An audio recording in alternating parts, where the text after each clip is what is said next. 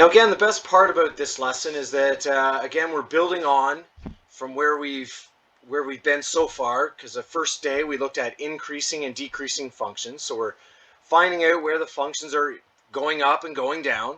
And then the other day we looked at max and mins, and then also odd situations when you can have cusps and vertical tangents, and also finding how high those high spots are or how low those low spots are. Now today we're again looking at an aspect of graphing that can happen, which is vertical and horizontal asymptotes. Now again, for those of you who are in my advanced function class, we did cover quite a bit of this kind of stuff, but again we're going to tie it in with graphing.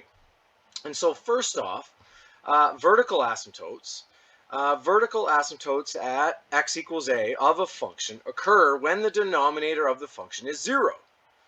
All right, but here's the catch though, if the numerator of a function and the denominator are 0 at x equals a, then the function has a hole at that spot. All right, so we're looking for vertical asymptotes when your denominator is equal to 0. Now, and then you got to check the numerator to make sure that the numerator is not 0 at the same time. And then after that, and this is something again that we've done, or for those of you who are in my class did, is to determine the behavior of the function at x equals a, we're going to look at limits. And we're going to look at the limit as our graph approaches that x value from the right-hand side. That's what that plus sign means. And from the left-hand side. And that's what that negative sign means. Now, the other thing, is there's actually 3 types of asymptotes that we're going to look at. And the next one's the horizontal asymptotes. And so, again, that's when you have a graph that is a fraction, where you have a function on the top and a function on the bottom, and you have a horizontal asymptote at y equals 0, no matter what, if the degree of the denominator is higher than the degree of the numerator. All right, so it's automatically y equals 0, just as long as the denominator is higher than the degree of the numerator. Now, B, what else can happen is if the coefficient of the highest, or y equals the coefficient of the highest degree term of the numerator divided by the coefficient of the highest degree term of the denominator.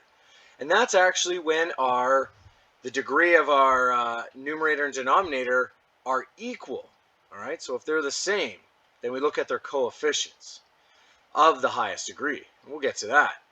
And then C, well, there's the other option. Well, there's no horizontal asymptote if the degree of the numerator is higher than the degree of the denominator.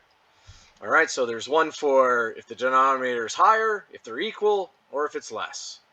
And then lastly, speaking of comparing the degree of the polynomials, is what we can have what's called an oblique asymptote. Now they're really rare, but we got to watch out for them. And an oblique asymptote is a slanted line that can have any slope. All right, so a function f of x has an oblique asymptote if and only if the highest power of the numerator is exactly 1 degree higher than the highest power of the denominator. All right, so there's a couple of examples that we have down here where I have x squared minus 4, and then you have x to the power of 1. Well, 2 is just 1 greater than 1. All right, and then you have our next one here, where again you have the highest degree is a 5. It's 1 degree higher than a 4. Now, let's now apply that stuff. All right, so finding our asymptotes. So what we're going to do is we're going to look for oblique asymptotes. We're going to look for horizontal asymptotes and then figure out what they are. And then also with a vertical asymptote, not only are we going to find out if we have one, we're going to find out if there's a hole there, find the vertical asymptote, and actually what occurs at those asymptotes. Because the horizontal and the oblique ones are obvious. And we'll see that tomorrow when we start actually graphing them. All right, so here we go. First function, example 1. We have the function y equals x plus 3 divided by x squared plus 4x plus 3. Determine all possible asymptotes.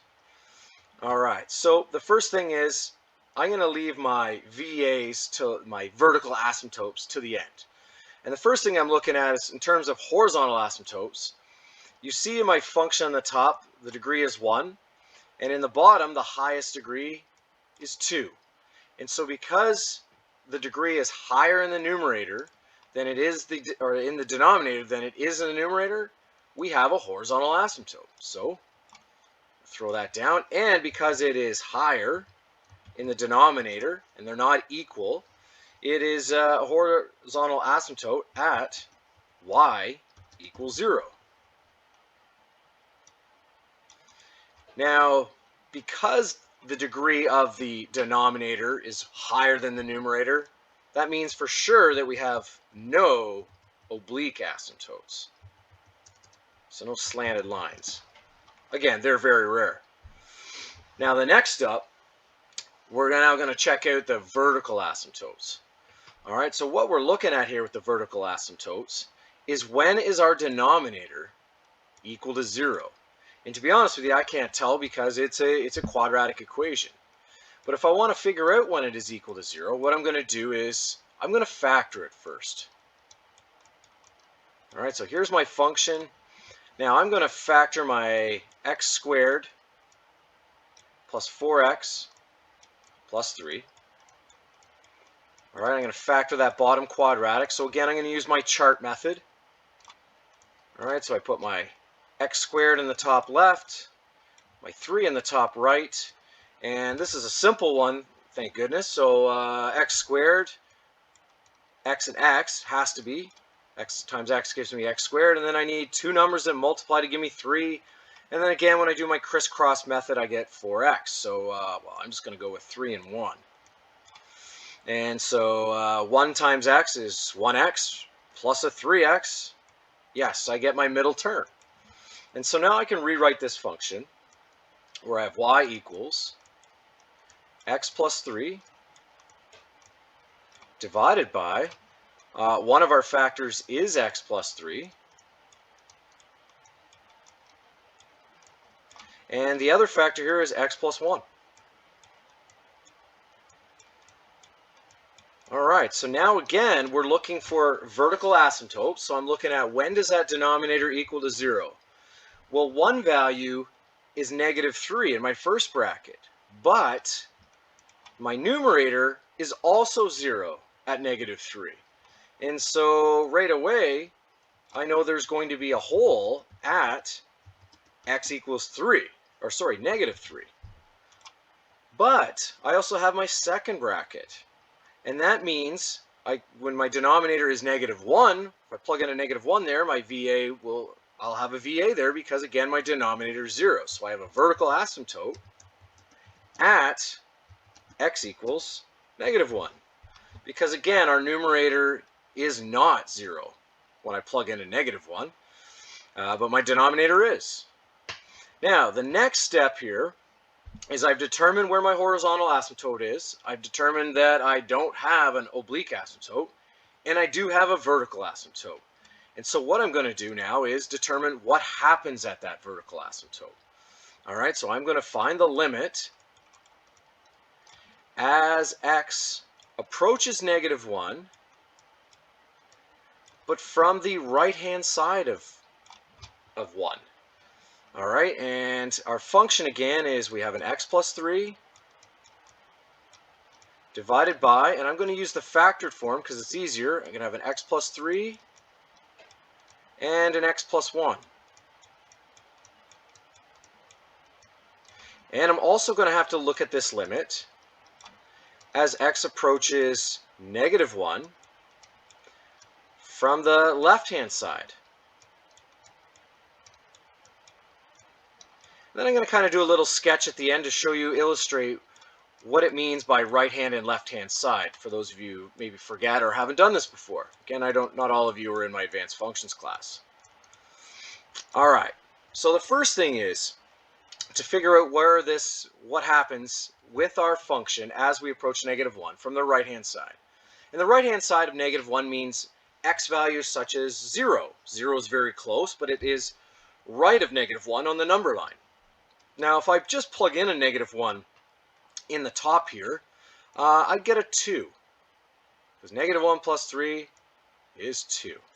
The same thing in this bracket. I would get a 2.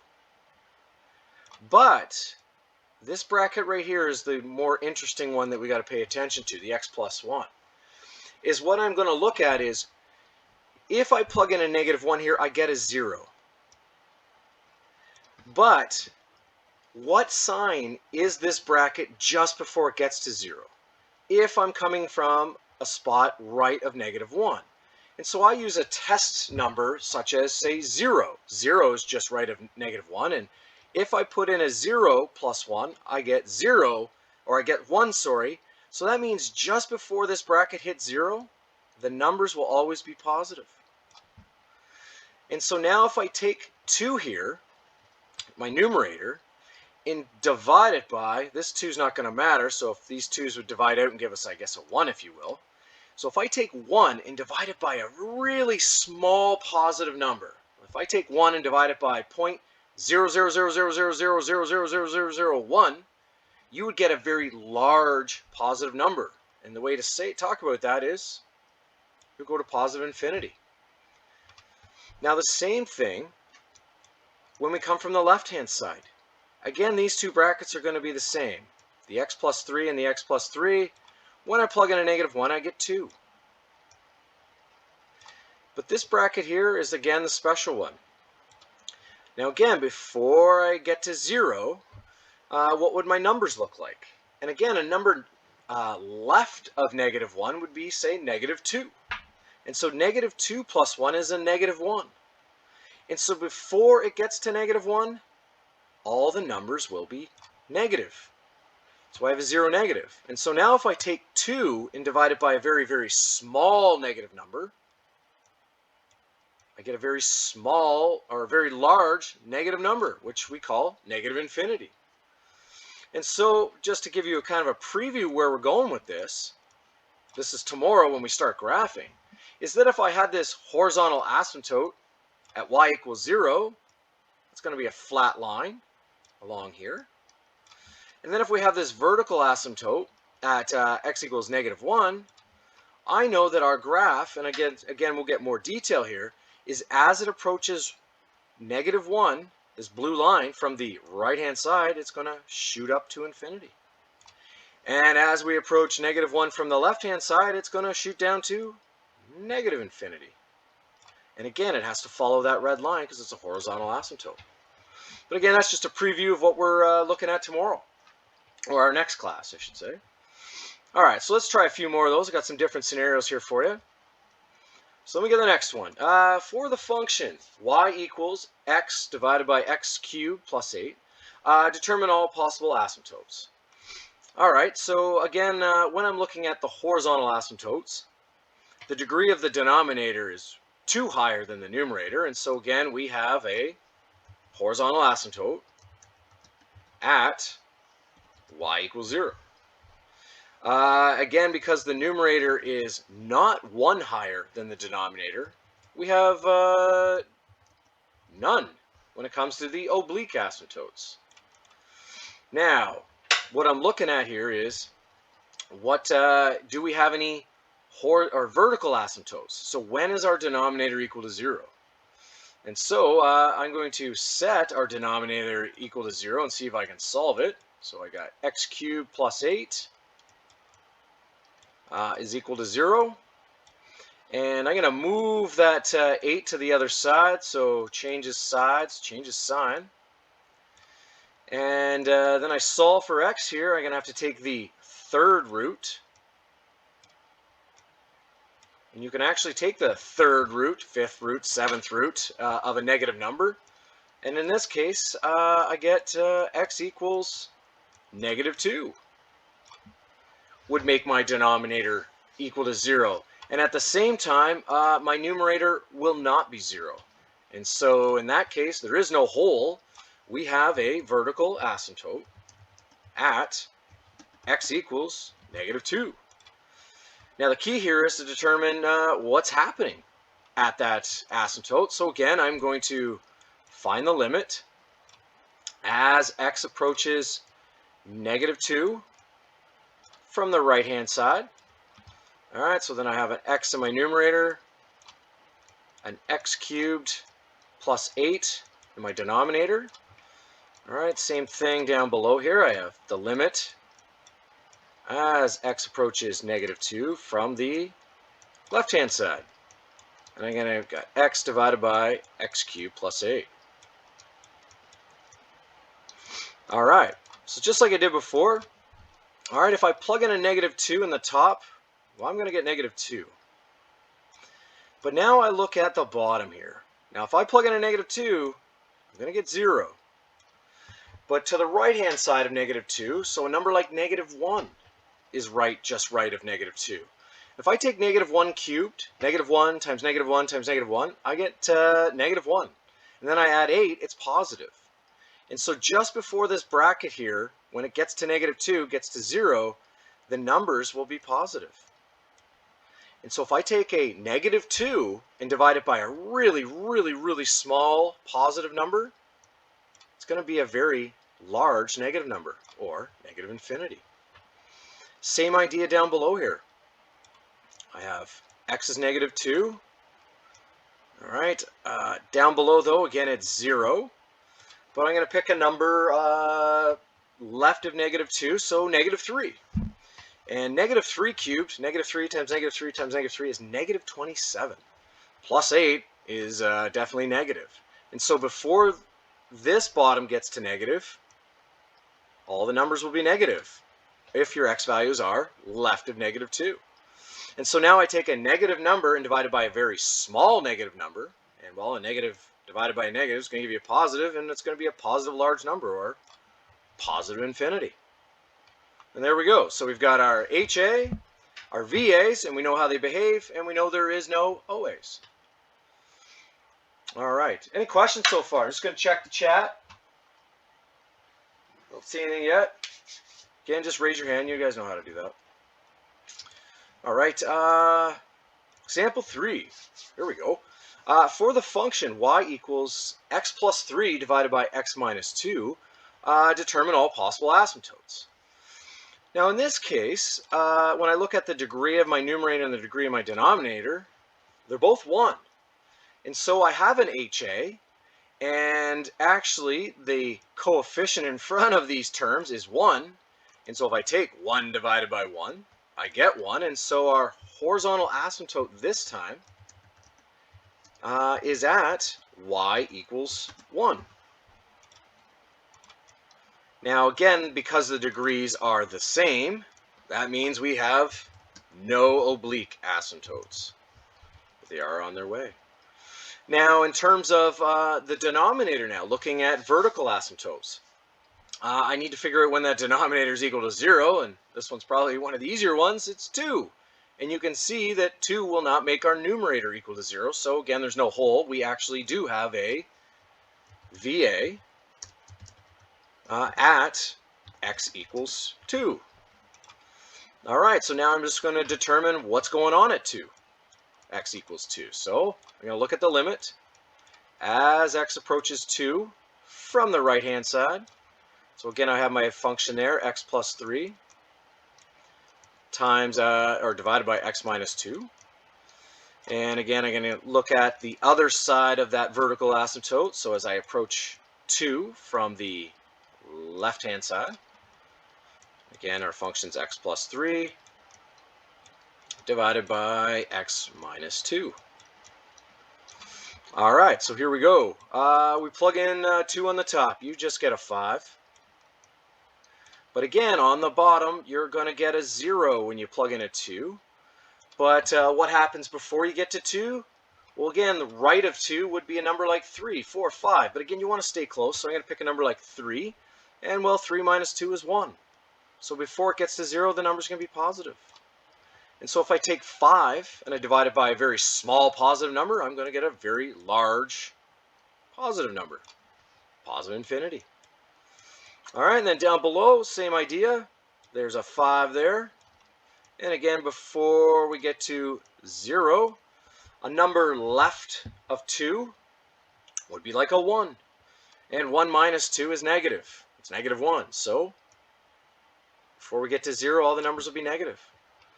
And 5 divided by a very small negative number is going to be a very large negative number. So negative infinity. And there we go. We've got our HA, VA, And we know what's going on at those vertical asymptotes. And again, that'll come into play when we start graphing, which is the next class. All right, one more here. Throw a little bit different stuff at you here. And so we have the function y equals 2x squared plus 3x minus 1 divided by x plus 1.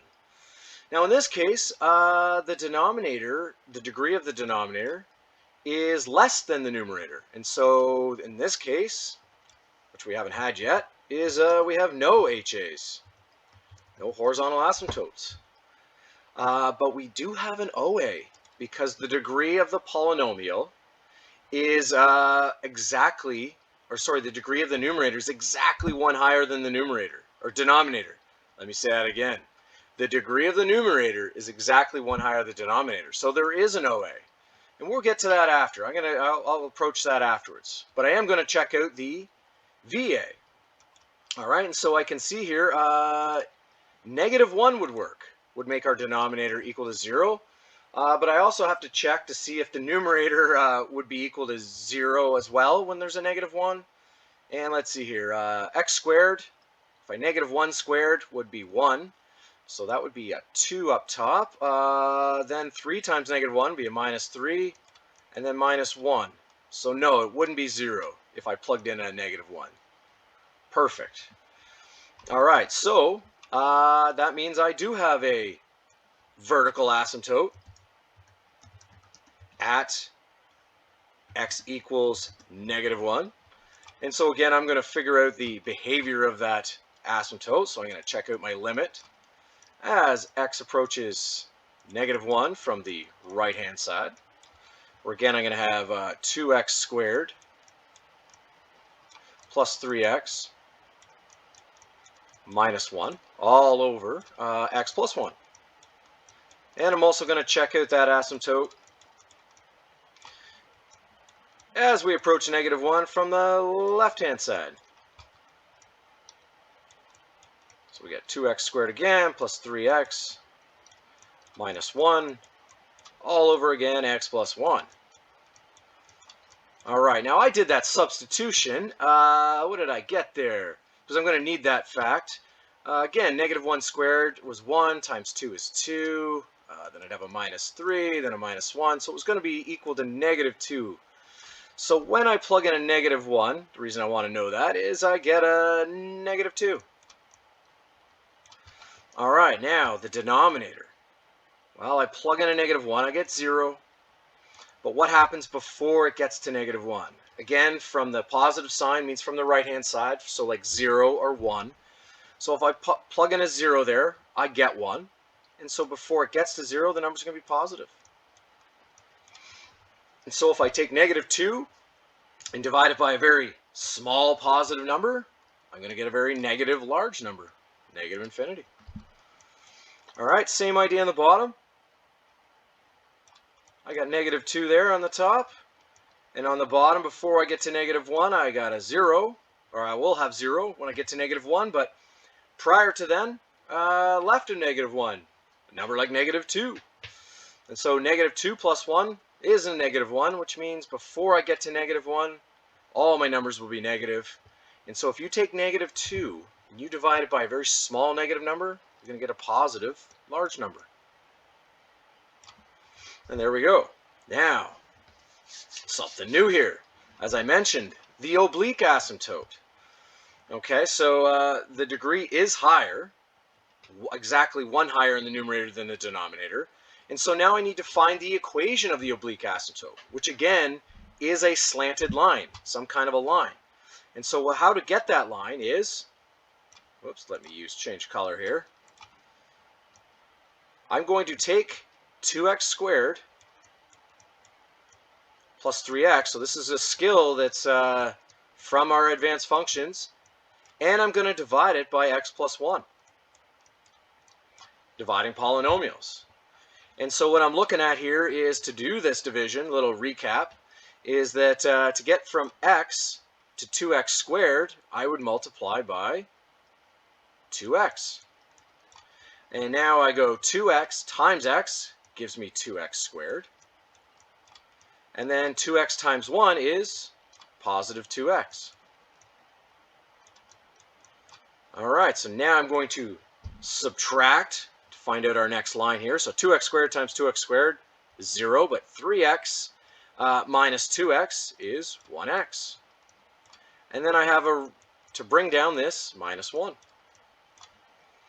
All right, now how do I get from x to 1x? I times by 1. 1 times x is 1x, and 1 times 1 is positive 1. Now, I don't need to find the remainder, because I'll tell you what, my equation rate is right up here, but I will anyways. Just a little recap of division of polynomials. 1x minus 1x is 0x's, and then negative 1 minus 1 is negative 2 would be our remainder. Again, is not a factor. But that 2x plus 1 is, because that is telling me the OA, the oblique asymptote, which again is a slanted line that's an asymptote, is the line y equals 2x plus 1. And there we go. So again, this one did not have any horizontal asymptotes because the degree of our denominator was less than our numerator, wasn't even equal. We found our vertical asymptote, what happens there. And again, we're going to go through next class and graphing these things. And then, in fact, we found our oblique asymptote, which is, again, a rarity, but it can happen. And that is when the degree of the numerator is exactly 1 higher than our denominator.